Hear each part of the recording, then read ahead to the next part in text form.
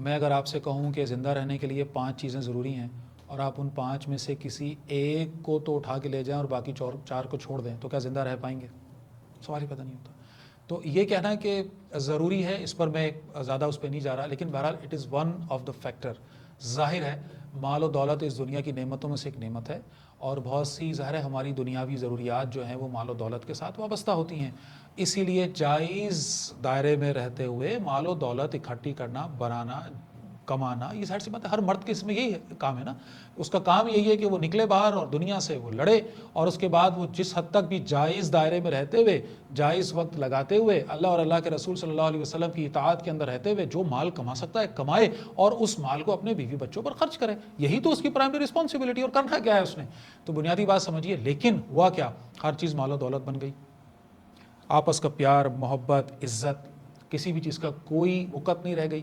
ایک درمیان کا فیز آیا ہے جب ہم اس دجل میں پوری طرح سے ہمیں ڈالا گیا ہے، مصنوعی مسائل کریٹ کیے گئے، آرٹیفیشل ایشوز ڈیولپ کیے گئے ہمارے معاشروں میں، اور ان آرٹیفیشل ایشوز کا، ان مصنوعی مسائل کا حل صرف اور صرف پیسے میں دکھایا گیا. ایسے سین دکھائے گئے، ایسے منظر دکھائے گئے میڈیا کے ذریعے، ڈراموں کے ذریعے، فلموں کے ذریعے وغیرہ وغیرہ، کہ جناب علی اگر پیسہ ہوتا تو یہ نہ ہوتا، پیسہ ہوتا تو آج ہم اس طرح ہوتے، وغیرہ وغیرہ. میں سوال کرتا ہوں اگر پیسہ ہونے سے سب، تو بڑے بڑے امیر لوگ مر کیوں جاتے ہیں؟ بڑے بڑے امیروں کے پاس ایسی بیماریاں کیوں ہیں جن کا علاج ان کے پاس کھربوں روپے ہونے کے باوجود وہ کر نہیں پاتے؟ کتنے ہی کھربوں اربوں روپے لے کر بیٹھے ہوئے چھوٹی چھوٹی خوشیوں سے محروم ہمیں لوگ ملتے ہیں. کہ بات کو سمجھیے، میں نگیٹ نہیں کر رہا. میں نے پھر عرض کیا کہ جائز دائرے میں رہتے ہوئے مال کمائے گا ایک شخص، یہ اس کی محنت، یہ اس کے حصے کا کام ہے جو اس کو کرنا ہے. لیکن سبھی کچھ پیسے کو سمجھ لینا، سب کچھ مال و دولت کو سمجھ لینا. مجھے بتائیے ایک شخص، ایک عورت سے سوال کر رہا ہوں، جو آپ کو عزت نہ دے، جو آپ کو بے عزت کرے، جو آپ کو انسان تک نہ سمجھے، جو آپ کے والدین کی بے عزتی کرے، جو آپ کے بچوں کو خدا نہ خواستہ جہنم کی طرف لے جانے والا ہو، جو باہر عیاشیاں کرتا پھرتا ہو، وہ آپ کو وہ حق نہ دے رہا ہو جو آپ کا حق ہے، اور اس کے پاس بے انتہا مال و دولت ہو، کس کام کا ہے وہ شخص؟ اس کا رویہ کیا ہے؟ وہ آپ کے ساتھ اٹیچ کتنا ہے؟ وہ آپ کے ساتھ وفادار کتنا ہے؟ وہ جائز و ناجائز کا کتنا خیال رکھتا ہے؟ اس کے مقابلے میں ایک ایسا شخص جس میں یہ ساری کوالٹیز ہیں، وہ اللہ کا بندہ ہے، وہ اللہ کا تقوی لیے ہوئے ایک شخص جو آپ کو عزت دے، آپ کے بچوں کو جنت کا راہی بنائے، وہ آپ کے گھر میں سکون لانے کی کوشش کرے، بھلے اس کے پاس پیسہ نہ ہو، یہ زیادہ قیمتی شخص ہے. بات کو سمجھیں. یعنی ہر چیز کا اپنی اپنی جگہ ایک ویٹیج ہوگا.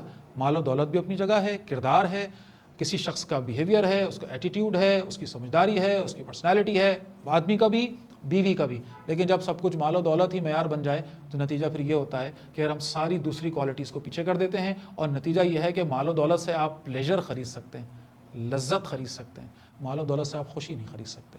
خوشی کسی دکان پہ نہیں ملتی. مجھے بتائیے ایک شخص وہ ہے کہ جس نے اپنی اولاد کو دولت کمانے کی مشین تو بنایا، اپنے گھر میں دولت کی ریل پیل تو رکھی، ہر دنیا کی نعمت تو جمع کی، لیکن اپنے آخری وقت میں اپنے بچے کی شکل تک دیکھنے کو ترس رہا ہے. کیا یہ کامیاب ہے؟ یا ایک وہ شخص ہے کہ جس نے ٹھیک ہے اپنی جائز ضروریات تک اس پورا کرنے کے لیے اپنے آپ کو لگایا، کھپایا، اللہ کی توفیق سے اپنا جو بھی فرض تھا اس کو پورا کیا، اور اپنے آخری وقت میں اپنے بچوں کے ساتھ بیٹھا ہے، اور ایک بچہ اس کی ٹانگ دبا رہا ہے، ایک اس کا کندھا دبا رہا ہے، ایک اس کی عزت کر رہا ہے، ایک اس کو، مثال کو سمجھیں. یہ کامیاب ہے کہ وہ کامیاب ہے؟ پچھتاوا کس کے پاس ہے، اس کے یا اس کے؟ دولت ہر چیز نہیں ہوتی، مال ہر چیز نہیں ہوتا، اپنی جگہ ایک نعمت ہے، جائز دائرے میں اس کے لیے محنت کریں گے، لیکن سبھی کچھ اس کو سمجھ کر باقی ساری وقتوں کو، باقی ساری نعمتوں کو نظر انداز کر دینا کسی صورت بھی عقل مندی نہیں ہے.